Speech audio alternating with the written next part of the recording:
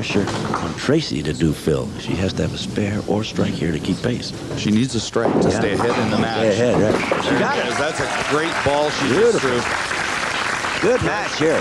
Pressure situation, and she threw that exactly the way she wants it to. You bet. So we have a very close match here. 10 points separating with 3 frames to go. Nicely done there, as you saw. Oh, great reaction from the ball and the pins. I think she talks to herself.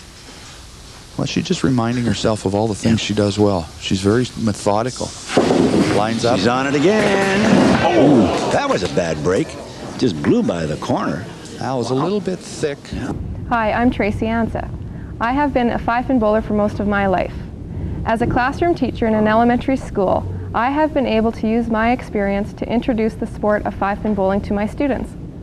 I am a member of the Master Bowlers Association of Canada, which is the official coaching arm of bowling.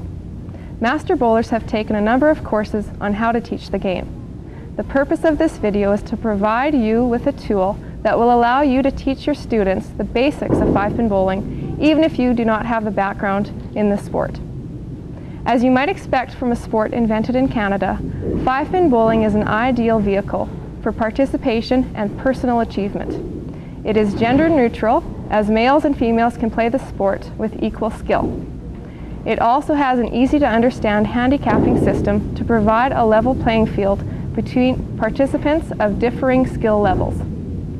Most sports featured in our schools reward the biggest, fastest, and strongest athletes. Although a good athlete has an advantage in any sport, the attributes that make a good bowler are coordination, concentration, and discipline. 5-pin bowling will provide an opportunity for the majority of your students to experience success.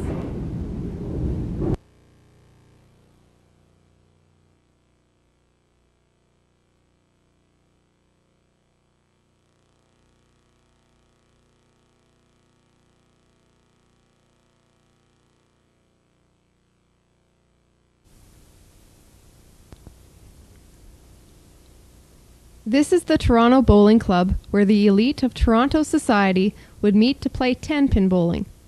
Unfortunately, the game of 10 pins was just too slow for many of the customers.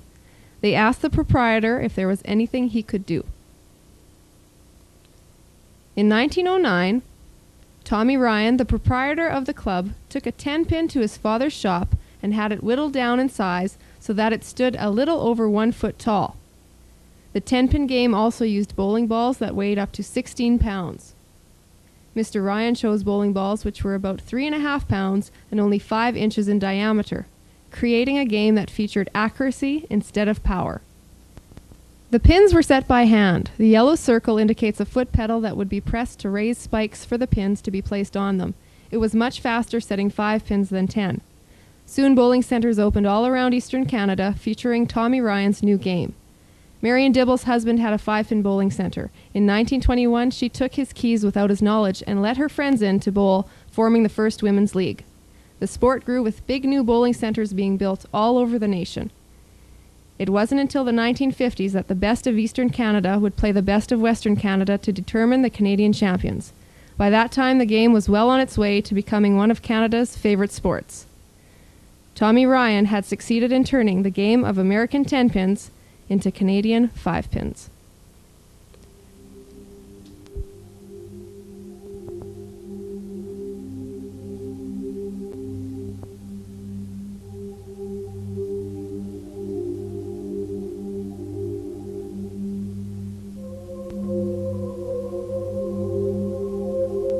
The Canadian 5-Pin Bowlers Association presents Learning the Canadian Game.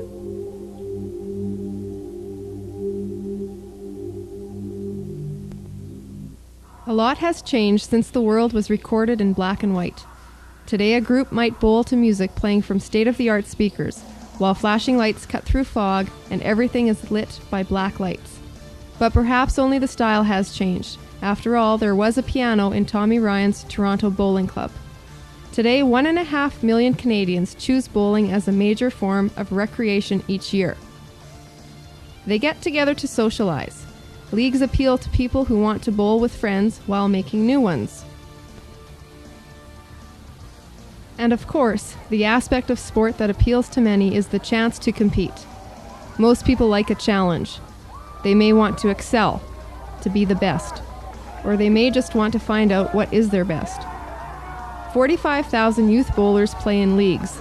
The Youth Bowling Council is run by the bowling proprietors, and while the bowlers are enjoying themselves in their leagues, they may get the opportunity to advance to a zone, provincial, or even a national championship like this one.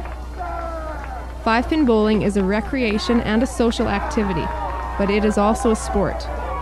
It is a sport that males and females can play with equal skill.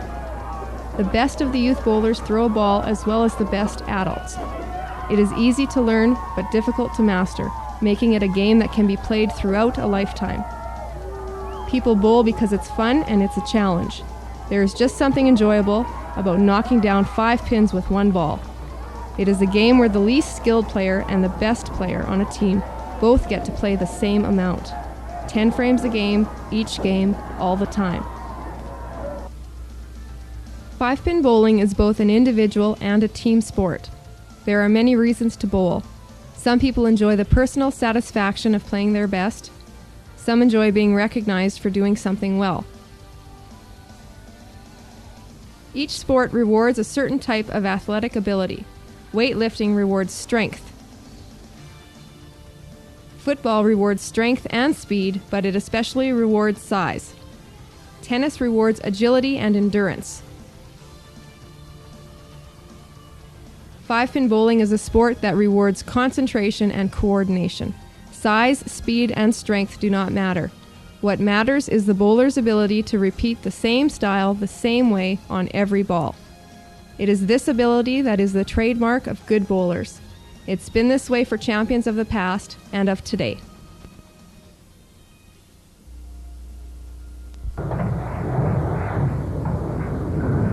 Bob Jack of golf. And he's got him a strikeout. Really, all Jennifer's got to do is keep the ball on the lane and get a decent count, Some sort and of she a wins count, the yep. Canadian Championship. Yep. She must be feeling great at this time because, remember, she just came out of youth bowling and into this. Oh, good count. Yeah. Just out of youth bowling, as I was saying earlier, and into this open play. And she has a good string going. She had 3 strikes in a row, and of course, you can still spare this up. That corner pin that Jennifer just threw was enough to win the match and the 1996 Canadian There she is, the champion. Champion, what a great accomplishment. Well, whether your goal is to become a national champion or have fun in a league or just keep the ball on the lane when playing with friends, Jennifer Marshall and Rob Shanis will demonstrate the basics of throwing a 5-pin ball. This video will teach you the secrets of the Canadian game and help you play the game of your life.